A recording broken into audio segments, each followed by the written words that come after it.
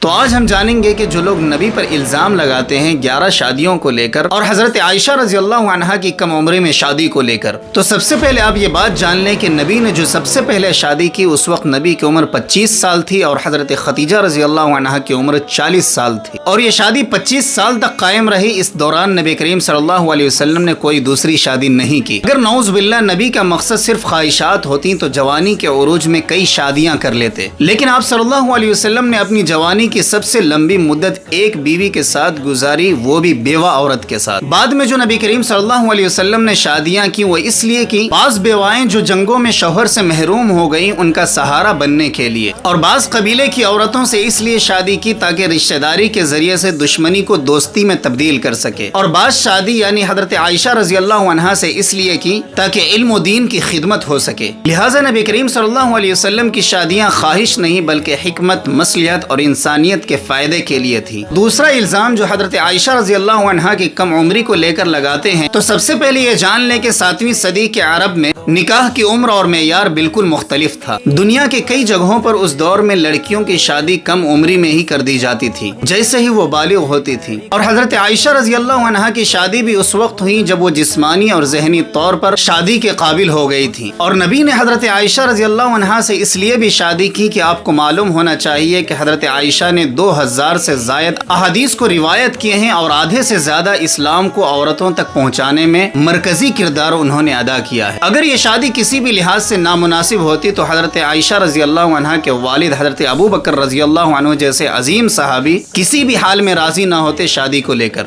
حقیقت یہ ہے کہ نبی کریم صلی اللہ علیہ وسلم کی شادیاں خواہشات کے لیے نہیں بلکہ انسانیت کے فائدے کے لیے، معاشرتی عدل اور دین کی خدمت کے لیے تھیں۔ تو یہ اعتراض غلط فہمی ہے۔ جو بھی انصاف سے دیکھے گا وہ سمجھ جائے گا کہ نبی کریم صلی اللہ علیہ وسلم کی زندگی ایک دم پاکیزہ تھی، حکمت اور انسانیت کی خدمت کا بہترین نمونہ تھی۔ تو نیکسٹ ویڈیو میں ہم جانیں گے کہ خانہ کعبہ کا ریکنسٹرکشن کیسے ہوا، اور حجر اسود کو رکھتے وقت جھگڑا کیسے ہوا اور نبی نے اس کا حل کیا پیش کیا۔ تو جب تک کے لیے آپ فالو اور سبسکرائب کر کے رکھ لیں۔ اگر آپ کو نبی کی سیرت سے محبت ہے تو اس ویڈیو کو شیئر بھی کر دیں۔